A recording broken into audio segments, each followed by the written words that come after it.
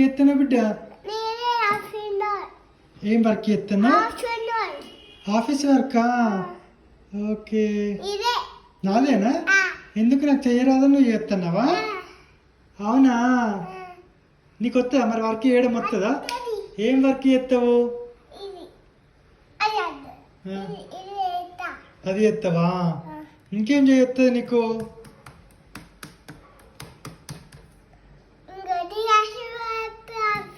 office work అయిపోయింది అప్పుడే ఇంత తొందరగా ఓ